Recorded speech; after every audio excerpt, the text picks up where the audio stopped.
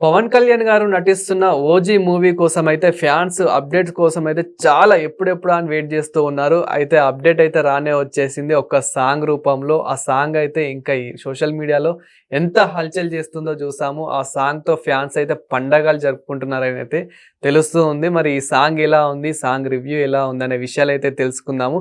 దీని గురించి అయితే మాట్లాడేందుకు ప్రస్తుతం మనతో పాటు సినీ క్రిటిక్ అప్పాజీ గారు ఉన్నారు. నమస్తే అండి. నమస్తే ప్రశాంత్. సార్ 'ఓజీ' అప్డేట్ కోసం అయితే ఫ్యాన్స్ చాలా ఆసక్తితో చాలా అవును. వెయిట్ చేశారు. 'హరిహర వీరమల్లు' కూడా కొంచెం సక్సెస్ అయితే అయ్యింది. కొన్ని హ్మ్. కొన్ని మిస్టేక్స్ ఉన్నప్పటికీ. బట్ హ్మ్. అప్పటికి కూడా 'ఓజీ' కోసమే ఫ్యాన్స్ అయితే చాలా మంది అయితే వెయిట్ చేస్తున్నారు. అవును. ఫైనల్‌గా సాంగ్ అయితే రిలీజ్ అయింది. అవును. సో మీకెలా అనిపించింది? అండ్ బయట ఆడియన్స్ రెస్పాన్స్ ఎలా ఉంది సార్? అదే అండి, ఫ్యాన్స్ అందరూ పండగ చేసుకునేలాగా పాటుంది 'తమన్నా'. హ్మ్. అంటే ఈ సినిమా గురించి తమన్నా ముందు నుంచి కూడా చాలా కాన్ఫిడెంట్‌గా చెప్తున్నాడు. అంటే ఈ సినిమా ప్రమోషన్ కోసం మాట్లాడడం వేరు. హ్మ్. సినిమాతో సంబంధం లేకుండా అతను వేరే సినిమా గురించి వేరే అకేషన్‌లో మాట్లాడుతూ ఈ సినిమా గురించి చెప్పాడు. 'ఓజీ' నెక్స్ట్ లెవెల్ ఉంటది. అది అసలు రికార్డులు బద్దలైపోతాయి అని చెప్పి అతను చెప్పినప్పటి నుంచి కూడా ఈ సినిమా గురించి ఫ్యాన్స్ ఈగర్‌గా వెయిట్ చేస్తున్నారు. హ్మ్. ముఖ్యంగా ఇప్పుడు 'హరిహర వీరమల్లు' సినిమాకి సంబంధించి ఏదైతే కొంత అసంతృప్తి అయితే ఉందో అవును. ఫ్యాన్స్‌లో, దానికోసం టైమింగ్ కూడా చూస్తే మనం అది రిలీజ్ అయిన ఒక 1 వీకే 'ఓజీ' ఇది సాంగ్. రిలీజ్ చేయడం, 'ఓజీ' హ్మ్. సాంగ్ రిలీజ్ చేయడం అనేది అంటే ఆ ఫ్యాన్స్‌లో జోష్ నింపడం కోసం ఎవరైతే డీలా పడి ఉంటారో అవును. వాళ్ళలో దీంతో మనం ఎట్టి బస్సులో కొడతామనే ఒక దీన్ని నింపడం కోసం, ఇప్పుడు కాన్ఫిడెన్స్ ఎవరైతే ఇవ్వడం కోసం. డిసప్పాయింట్ అయ్యారో ఈ హ్మ్. సాంగ్‌తో అయితే వాళ్ళు మళ్ళీ ఫుల్‌ఫిల్ అయ్యారంటారా? అంతే డెఫినెట్‌గా. ఆ హ్మ్. రేంజ్‌లో ఉంది సాంగ్. అంటే మామూలుగా మనం చూస్తేనే ఒక లిరికల్ వీడియో చూస్తేనే అలా ఉందంటే, పిక్చరైజేషన్ ఎలా ఉంటదన్నది మనం యాహ్! ఊహించొచ్చు. ప్లస్ ఏంటంటే, ఈ సినిమా డైరెక్టర్ ఎవరైతే హ్మ్. సుజిత్ ఉన్నాడో, అతను ఫస్ట్ 'శర్వానంద్' తోటి 'రన్ రాజా రన్' సినిమా చేశాడు. హ్మ్. తర్వాత ఒకేసారి 'బాహుబలి' తర్వాత 'ప్రభాస్' ఇచ్చేసరికి అతను కొంత తడబడి ఆ 'సాహో' సినిమాని అంటే ఫ్యాన్స్‌ని పూర్తి స్థాయిలో అతను ఆశించిన స్థాయిలో దాన్ని తీయలేకపోయాడు. హ్మ్. ఆ తర్వాత అంత గ్యాప్ తీసుకొని అతను సుజిత్ చేస్తున్న సినిమా కావడం వల్ల కూడా ఈ సినిమా పట్ల అంచనాలు పెరగడానికి హ్మ్. ఒక కారణంగా మనం చెప్పొచ్చు. ప్లస్ 'ట్రిపుల్ ఆర్' సినిమా తర్వాత 'డివివి దానయ్య' ప్రొడ్యూస్ చేస్తున్నటువంటి సినిమా. అంటే హ్మ్. ఆస్కార్ అవార్డు గెలుచుకొని తర్వాత ఆ బ్యానర్ నుంచి వస్తున్న సినిమా కావడం వల్ల కూడా ఈ సినిమాకి ఇంత క్రేజ్ ఉందని మనం చెప్పొచ్చు. సరే ఈ మూవీలో గూడా అక్కడక్కడ కొన్ని విజువల్స్ జూసాం మనం. అంటే హ్మ్. అందులో ఒక గ్యాంగ్‌స్టర్ లాగా అండ్ అంటే చిన్న చిన్న మనకు ఒక గ్రాఫిక్స్ లాగా అయితే కొన్ని విజువల్స్ అయితే జూసాము. అవును. ఆ అవును. విజువల్స్ జూసినప్పుడు ఎలా అనిపిచ్చింది సార్? మాకు మాత్రం అంటే అదే గూస్ అందులో బంప్స్ అంటారు కదా! అవును. అలాగా. హ్మ్. ఒక హై మూవ్‌మెంట్ ఇచ్చే సీన్స్ అందులో మనకున్నాయి గ్లింప్స్‌లో. హ్మ్. డెఫినెట్‌గా అదే ఫ్యాన్స్ ఇంకా ఈగర్‌గా వెయిట్ చేసేందుకు ఒక దీనిలాగా ఈ సినిమాకి ఇప్పటికే ఉన్న క్రేజ్ మరింత పెంచేలాగా ఉందని మనం చెప్పొచ్చు ఇది. అదే విధంగా సాంగ్ గురించి పక్కన పెడితే గనక దానికిచ్చిన ఏదైతే బ్యాక్‌గ్రౌండ్ ఉందో ఆ! తమన్స్ గారు. అవును. సో, ఆ బ్యాక్‌గ్రౌండ్ గురించి ఏం జెప్తారు సార్? అంటే తమన్ బ్యాక్‌గ్రౌండ్ స్కోర్ చేయడంలో నంబర్ వన్. సిద్ధార్థుడే మనకు తెలుసు. హ్మ్. పైగా అతను అంటే ఎప్పుడైనా బ్యాక్‌గ్రౌండ్ స్కోర్ గాని, మంచి ట్యూన్స్ కానీ రావడానికి స్టోరీ అనేది ఇన్‌స్పైర్ చేయాలి. హ్మ్.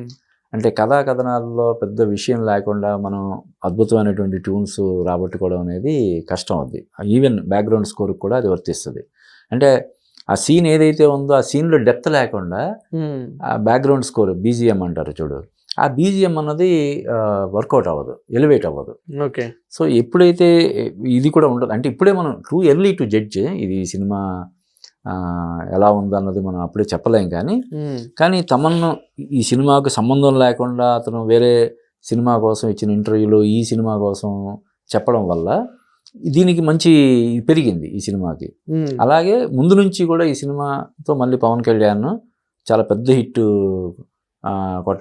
కొడతాడు అనే ఒక అంచనాలున్నాయి కాబట్టి దీని గురించి ఈగర్‌గా వెయిట్ చేస్తున్నారు అందరూ గూడా. దానికి తగ్గట్టుగానే అంచనాలకు తగ్గట్టుగానే ఉంది. ఇంకా చెప్పాలంటే బియాండ్ ఎక్స్‌పెక్టేషన్స్ అని కూడా మనం ఓకే. చెప్పొచ్చు. సార్ 'ఓజీ' అంటేనే మనకు ఒరిజినల్ గ్యాంగ్‌స్టర్ అనేదైతే అవును. తెలిసిపోయింది. అవును. సో, అంటే ఇందులో మనకు ఆ విజువల్స్ చూసినప్పుడు గూడా పవన్ కళ్యాణ్ గారు ఆ మాస్ లుక్ ఏదైతే ఉందో, హ్మ్. సో, ఆ హ్మ్. మాస్ లుక్ ఎలా అనిపించింది? అంటే ఒక గ్యాంగ్‌స్టర్‌కి ఉండాల్సిన లక్షణాలు అందులో పవన్ ఆ! కళ్యాణ్ గారిలో కనిపించాయా? అంటే పవన్ కళ్యాణ్ ఏదైనా ఒక జరుగుతున్న అన్యాయానికి వ్యతిరేకంగా ఆ అన్యాయానికి ఎదురొడ్డి పోరాటం ఫైట్ చేస్తేనే విపరీతంగా ఆడియన్స్ ఎంజాయ్ చేస్తారు. అటువంటి స్వయంగా అతను ఒక గ్యాంగ్స్టర్ అంటే ఎంత పవర్ అది ఉంటుంది. అంటే అది అందులో డెఫినెట్గా పవన్ కళ్యాణ్ చేస్తున్న ఇది కాబట్టి కంప్లీట్ నెగిటివ్ అయితే ఉండదు. అంటే ఒక రాబిన్ హుడ్ తరహాలో పెద్దలను కొట్టి పేదలకి పంచిపెట్టే ఒక ఇదే ఉంటాడు, అంతే కదా. ఇప్పుడు ఆయన డిప్యూటీ సీఎం కూడా అయిన తర్వాత కంప్లీట్ ఒక ప్రకాష్ రాజ్ లాంటి క్యారెక్టర్ లేకపోతే ఇంకో అటువంటి క్యారెక్టర్ చేయడు కదా ఆయన. అంత నెగిటివిటీ ఉంటే చేయడు కదా. సో అందుకనే వాళ్ళు ఓజీ అనేది ఇంకో రకంగా కూడా ఏమైనా దానికి జస్టిఫికేషన్ ఇస్తారేమో కూడా మనం చూడాలి. అంటే సార్ ఇప్పుడు పవన్ కళ్యాణ్ గారి రియల్ లైఫ్ లో ఇప్పుడు ఏదైతే జరుగుతుందో సో అది ఇందులో కనిపించే అవకాశం ఏమైనా ఉందంటారా? అంటే ఇప్పుడు ఒక హరిహరి వీరమల్లు లాగా ఇందులో ఆ విధమైనటువంటి అతని ఐడియాలజీని, పవన్ కళ్యాణ్ ఐడియాలజీని ఇందులో అడాప్ట్ చేయడానికి అవకాశం అయితే ఉండకపోవచ్చు. కానీ డెఫినెట్గా ఆయన ఏదైతే ఇప్పుడు రాజకీయాల్లో ఉన్నాడో ఆయన రాజకీయ ప్రయోజనాలకు భంగం కలిగించేలాగైతే సినిమా చేయరు కదా. ఈయన కూడా పవన్ కళ్యాణే అసలు అటువంటి సినిమాకి సైన్ చేయడు కదా. ఎంత రెమ్యునరేషన్ ఇస్తామన్నా కూడా అతని ఏవైతే రాజకీయంగా అతనికి ఒక ఇమేజ్ ఉంది, ఇప్పుడు ఆ ఇమేజ్ని చెడగొట్టుకోడు కాబట్టి ఆ క్యారెక్టర్ని ఎలా డిజైన్ చేశారు ఏంటన్నది మనం వేచి చూడాలి. సో అది అంటే రాజకీయాలే, సినిమాలే అంటే అలా అని కాదు.